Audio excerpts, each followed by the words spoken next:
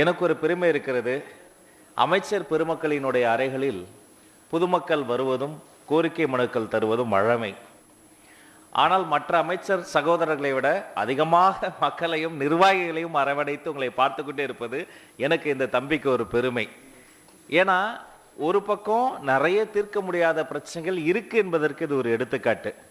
இன்னொரு பக்கம் சரி நான் நல்லா இருந்தா போதும், என் வேலை பத்திரமா இருந்தா போதும் நினைக்காம என் துறையில் இருக்கிற என்னை போன்ற சக தோழர்களினுடைய சகோதர சகோதரிகளினுடைய பிரச்சனை தீர்க்கப்பட வேண்டும் என நினைக்கக்கூடிய சங்க நிர்வாகிகள் உங்களினுடைய உழைப்பு இருக்கிறது என்பது மறுக்க முடியாத ஒரு உண்மை.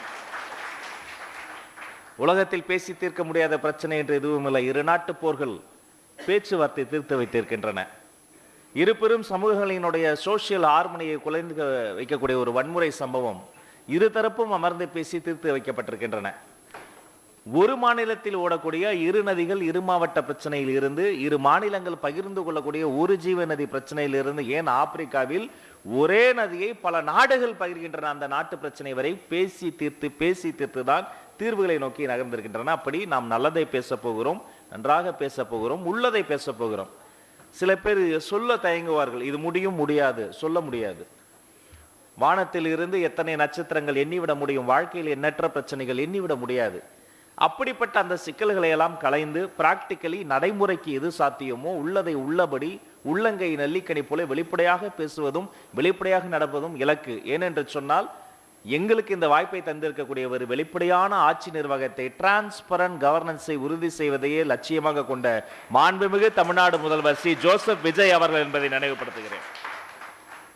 எது மக்களுக்கு நல்லது, எது மாணவர்களுக்கு நல்லது, எது பெற்றோர்களுக்கு நல்லது, எது ஆசிரியர்களுக்கு நல்லது, அதை மட்டுமே இலக்காக கொண்டு பயணித்துக் கொண்டிருக்கக்கூடிய ஒரு துறையாக நம்முடைய இந்த பள்ளிக்கல்வித்துறை இருக்கிறது. இந்த பள்ளிக்கல்வித்துறையினுடைய ஆணிவேராக இருக்கக்கூடிய ஆசிரியர் பெருமக்களின் சார்பில் உங்கள் அத்தனை பேரையும் மீண்டும் இந்த பேச்சுவார்த்தைக்கு வரவேற்கிறேன். முதல்ல சொல்லிடுறேன், ஒரு சங்கம் பேசக்கூடிய ஒரு நிலைப்பாடு இன்னொரு சங்கத்துக்கு முரணாதான் இருக்கும். அதை பத்தி கவலை வேண்டாம். உங்க சங்கம், உங்க நிலைப்பாடு என்ன, உங்க கோரிக்கை என்ன, அதை நம்ம ஆவணப்படுத்துறோம். விலை மதிப்பில்லாத உலகத்துல ஒரு விஷயம் இருக்கு. அது என்னன்னா, இந்த நொடி சொல்லும் போதே போயிருச்சு, திரும்ப அந்த நொடி நம்ம கிடைக்காது. எத்தனையோ பொன்னாடைகள் வந்து கொடுப்பாங்க, நான் அறவே பொன்னாடை தவிர்த்து உங்களுக்கே தெரியும், உங்ககிட்டே பல முறை நான் சொல்லியிருக்கிறேன். பூங்கொத்து கூட அந்த இடத்திற்கு கணக்கு, பொன்னாடையை விட பயனாடை இருந்த அழகு, அதை விட வாழ்க்கைக்கு அழகு நேரம். அதனால் நேரத்தின் அருமை கருதி ரத்தின சுருக்கமாய் ஒரு சங்கம் சொன்னோம்னா சங்கம்ல 10 பேர் வருவோம். முதல் வந்து அந்த பிரச்சனையை சொல்லுவாங்க, அவர் பேசி முடிக்கிற வரைக்கும் மனசுல இருக்கிறதெல்லாம் கொட்டட்டும்னு காத்திருப்பேன். பேசி முடிச்சுன்னா 2வது ஆள் அதாவதுங்க அப்புறம் மறுபடியும் அதே இதை அவர் வந்து ஸ்டார்டிங்ல இருந்து சொல்லுவார்.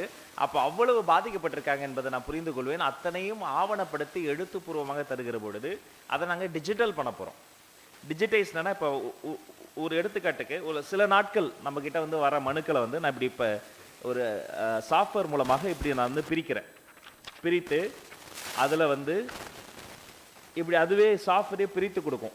எந்தெந்த மனுக்கள் வந்து முன்னுரிமை மனுக்கள், அதில் எடுக்கப்படக்கூடிய நடவடிக்கை என்ன, நடவடிக்கை எடுத்த பிறகு அந்த பயனாளருக்கு என்ன நடந்தது, என்ன வகையான மாற்றங்கள் வந்ததுன்னு சொல்லி இப்படி ஆவணப்படுத்துதல் மூலமாக தான் அதை நம்ம ட்ராக் பண்ண முடியும். இல்லைனா நாங்கள் வாங்குகிற வேலையை மட்டும் தானே செய்ய முடியும், வேலை செய்வதற்காக தான் நாங்கள் வந்திருக்கிறோம்.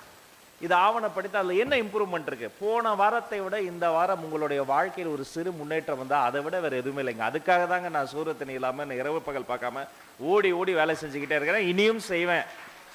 மாண்புமிகு முதல்வர் அவர்களின் அனுமதி பெற்று என்னென்ன கோரிக்கை, எவ்வளவு கோரிக்கை நிறைவேற்ற முடியுமோ அதற்காக நான் போராடுவேன். உங்களுக்கு நல்லது செய்யணுன்ற ஒரு எண்ணத்தை தவிர வேற எந்த பாசாங்கோ வேற எந்த நடிப்பதில் இல்லை என்பது என்னோடு பழகிய அண்ணன்களுக்கும் அது தெரியும். அதனால நம்ம நல்ல ஒரு விஷயத்தை முன்னெடுத்திருக்கிறோம்.